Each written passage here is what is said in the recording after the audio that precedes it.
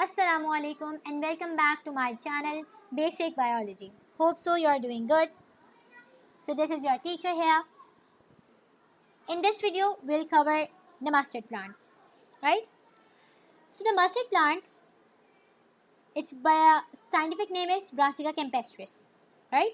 Scientific name लिखने का एक तरीका होता है जिसे हम बाइनोमियल नोमेनक्लेचर का एक रूल है जिसके हिसाब से हम फॉलो करते हैं. आपने देखा ये इटैलिक में लिखा हुआ है दोनों वर्ड्स इटैलिक में, और फर्स्ट वर्ड जो है, फर्स्ट लेटर जो है इस वर्ड का, फर्स्ट वर्ड का ब्रासिका का, ये कैपिटल है, राइट, और बाकी सब स्मॉल है. ठीक है, सो आपने बिल्कुल इसी तरीके से साइंटिफिक नेम लिखना है. अगर ऐसे नहीं लिखोगे सो आपके नंबर्स डिडक्ट हो सकते हैं. अक्सर लोगों से इटैलिक में नहीं लिखा जाता. ठीक है, तो इटैलिक में आप ना लिखो. हैंड राइटिंग के अंदर जब आप लिख रहे हो तो आप क्या कर सकते हो, इन वर्ड्स को अंडरलाइन कर सकते हो. ठीक है, so brassica campestris is commonly known as mustard plant. इसे हम मस्टर्ड प्लांट कहते हैं. और लोकली अगर हम पाकिस्तान की बात करें और साउथ एशिया स्पेसिफिकली, तो हम इसे सरसों कहते हैं. ठीक है, आप सबने सुना होगा सरसों का साग, सरसों का तेल, तो ये वही वाला सरसों है. इसे हम मस्टर्ड प्लांट कहते हैं. और प्रैक्टिकल्स में भी हम इसके ऊपर परफॉर्मेंस करते हैं. लाइक इसकी आई गेस डायसेक्शन करनी होती है और इसके पार्ट्स को आइडेंटिफाई करना होता है. सो अब हम इसके बारे में पढ़ेंगे. It's an example of multi cellular organisation. So it is multi cellular and is cultivated in winter season. Multi cellular है, विंटर सीजन में कल्टिवेट करते हैं.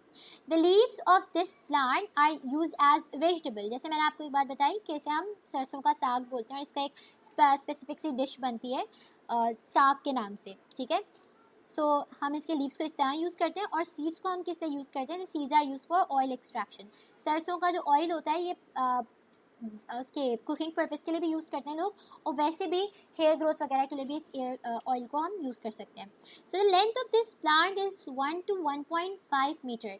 इस प्लांट की लेंथ कितनी है, 1 से 1.5 मीटर तक इसकी लेंथ है. मतलब छोटा सा प्लांट है, ज़्यादा बड़ा नहीं होगा. This plant has 2 part. इस प्लांट के 2 पार्ट्स हैं, ये बात हमने याद रखनी है.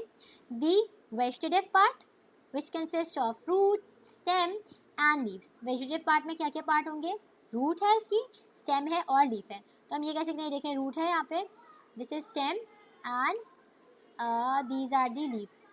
ठीक है, ये हमारे पास लीफ नज़र आ रही है हमें. ठीक है, ये हमारे पास सारे वेजिटेटिव पार्ट है. And the reproductive part which consist of flowers. ठीक है, रिप्रोडक्टिव पार्ट है, इसमें हमारे पास फ्लावर्स होंगे. ठीक, each flower is yellowish in colour and produce seeds. और हर फ्लावर येलोइश कलर होगा और ये सीड्स बनाएगा, जिस सीड्स को हम इस्तेमाल करते हैं ऑयल एक्सट्रैक्शन के लिए. अच्छा, अब वेजिटेटिव पार्ट और रिप्रोडक्टिव पार्ट, ये दो मेन बेसिकली ज़्यादातर प्लांट्स में मेन कंपोनेंट्स होते हैं. ज़्यादातर प्लांट्स के. ठीक है, तो वेजिटेटिव पार्ट्स वो पार्ट्स होते हैं जिनका काम रिप्रोडक्शन के साथ इन्वॉल्व नहीं होता. अब प्लांट्स में रिप्रोडक्शन के रिजल्ट में हमारे पास क्या बनता है, फ्रूट बनता है, और फ्रूट में हमारे पास सीड्स होते हैं. सीड्स को फिर हम नेक्स्ट प्लांट वापस से हम प्लांट कर देते हैं तो हमें एक और प्लांट मिल जाता है. ठीक है, तो रिप्रोडक्शन में हमारे पास प्लांट्स में हमें फ्रूट और सीड मिलता है. ठीक है, तो वो पार्ट्स जिनका काम रिप्रोडक्शन में इन्वॉल्व नहीं है, they are known as vegetative parts, और जिनका काम रिप्रोडक्शन में इन्वॉल्व है, they are known as reproductive parts. तो रिप्रोडक्टिव पार्ट्स में हमारे पास फ्लावर्स है, फ्लावर में हमारे पास डिफरेंट ऑर्गन्स होते हैं. ठीक है, मेल रिप्रोडक्टिव ऑर्गन और फीमेल रिप्रोडक्टिव ऑर्गन मौजूद होगा. और वेजिटेटिव पार्ट में हमारे पास रूट, स्टेम और लीव्स होते हैं.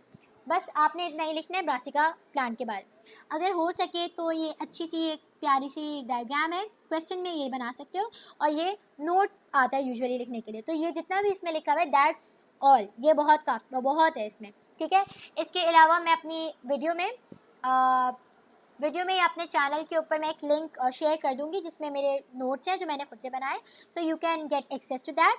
सो this is all about mustard plant. I hope so it's clear, and if there are any queries, please communicate with me for your any queries, and I'll try to solve your problem. Thank you so much for watching this video.